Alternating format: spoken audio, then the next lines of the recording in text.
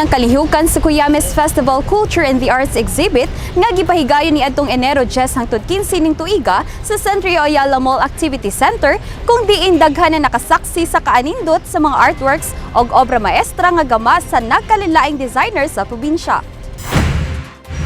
Usa sa mga nakasaksi mao si Miss Jillian May Ilyarina Kapatan, 19 anyos usa ka langyaw gikan pa sa Malikbog Bukidnon, kinsa nakadayeg sa namuno sa probinsya tungod kay pinaagi sa maong kalihukan ilang nasaksihan ang kaanindot sa gama sa mga misamis nun.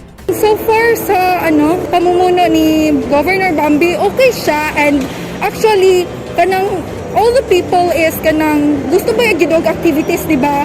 So sa iyang pamuno, kanang gusto siya ganang ang mga tao kanang maka-experience og happiness. Dili ra kay siya boring kung baga ba. So kanang mas ganahan gyud ang mga tao sa iya, and why not maka-experience ng tanan tao diri nga kanang saan nga pamaagi masuportahan siya labi na sa advokasya.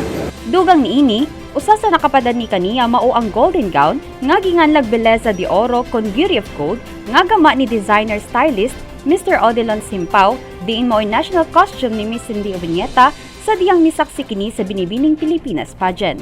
Na-attract kayo ko sa mga sa mga gowns, kay unique kayo siya. Labi na ang ako bitang pinaka-favorite, gold yun. Katong dyan nakakaon sa ako ang nga gisuot man din ni Miss Cindy Oviñeta. Gawas ni Ana, nahibulong sab si Miss Ivy Desquitado nga gikan pa sa Oroqueta City, Misamis Occidental sa iyang nakita nga mga talagsaong gown nga ginama pagikan sa mga indigenous materials nga makita sa probinsya sama sa lubing nga Cuyames, diin mo'y inspirasyon sa Cuyames Festival sa probinsya. Kaanhimi diri, so amazing lang kaayo kay nakakita ko sa mga designs nga gown, na amaze po ko kay pwede din siya nga kanang ang gigamit nga material sa gown is ato gikan ra gyud sa ato nga local. Just continue this kind of kanang activity kay kuan siya, it can promote our kanang kuan sa ato ang country o sa ato ang lugar.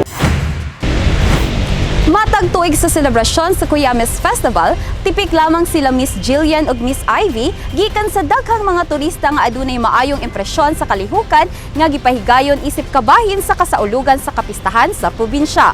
Kauban si Mark Anthony Pareha sa kamera, ako si Lambo Chain Salimbaw, alang sa limpyo ug matarong nga panggobyerno, padayon Pilipino.